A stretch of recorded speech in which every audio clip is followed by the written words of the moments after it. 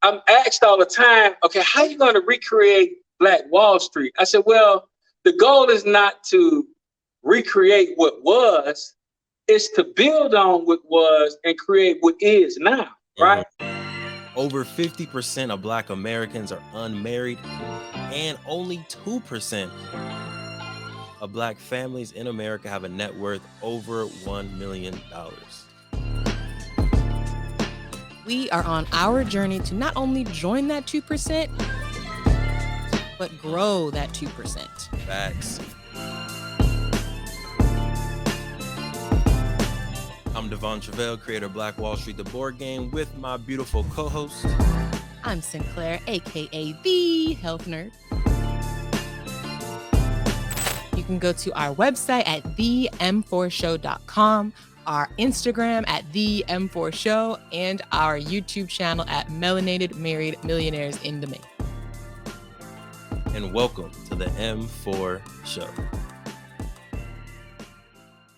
Well, so the dream is to provide a place that's for entrepreneurs to have a home for their business, and a home that's affordable and desirable. And I laugh every time I say that, because a lot of times what's affordable is not desirable. You know, and so I got a building I can afford, but it's in a location I don't want to be.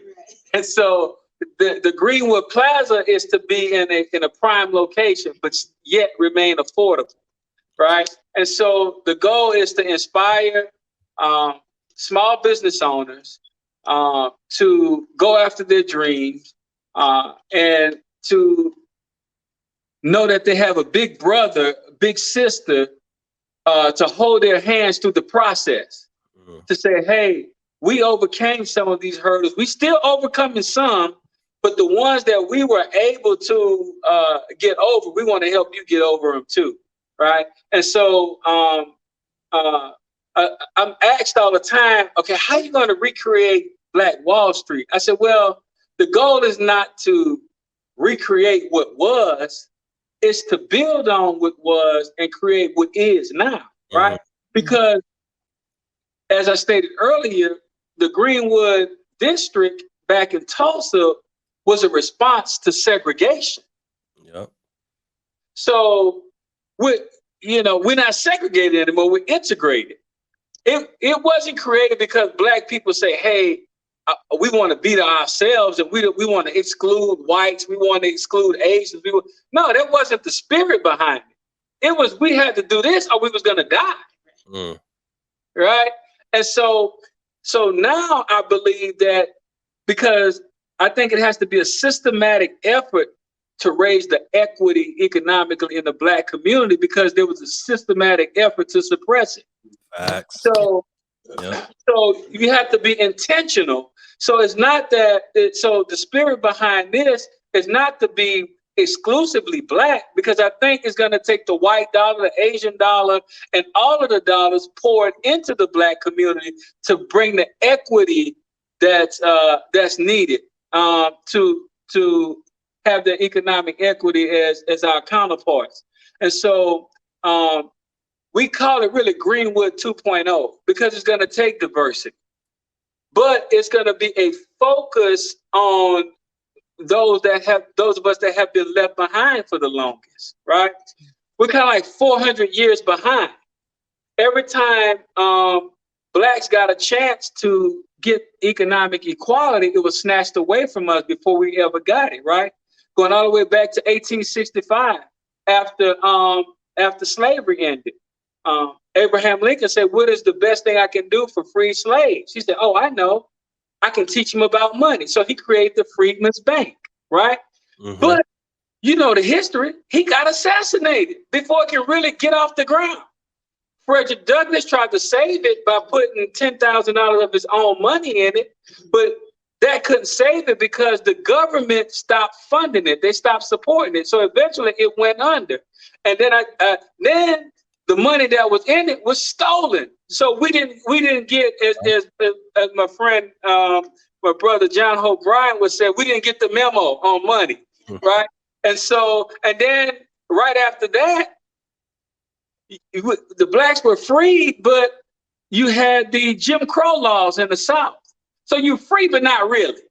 Look, we're gonna get right back into the amazing podcast. But if you didn't know, in 2017, we created Black Wall Street, the board game, because we thought more families needed to know about the history of Tulsa Black Wall Street.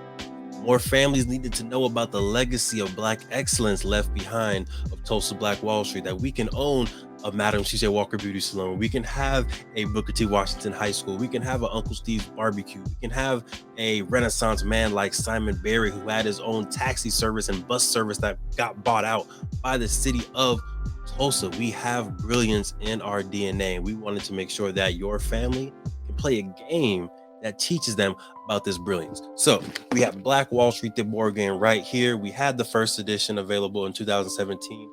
That got sold out. We're on the second edition right now, or you can get the beautiful masterpiece version of the game as well. It's up to you. Head to playblackwallstreet.com and get yourself Black Wall Street, the board game, to empower you, your family, and generations to come. Playblackwallstreet.com. Let's get back to the episode. Right? So that's another time where we were economically oppressed, right? And then after the Jim Crow laws were abolished, now the KKK stepped in. So now, once again, it looked like we're about to get AI, not too fast, right? And then Dr. King, right? As long as Dr. King was talking about, kumbaya, nobody messed with it. But when he started talking about America has to pay its debt to blacks and start talking about reparation, right now I'm coming for my check, right? And then the sanitation boycott, what happens to King? He gets murdered. So we never really get a chance to get the help that we needed from the government. And here's why I say help, because after slavery ended, the government gave land to whites. And then what they didn't give away, they sold it for pennies on the dollar. Why? Because they understand that economic empowerment is what Americans need to make the American economy run. But we never got ours, not from the system. But even with all of that, we're still able to rise, right? We're still not where we're still, behind. Because the average black family's net worth is $7,000. The average white family net worth is $140,000, right?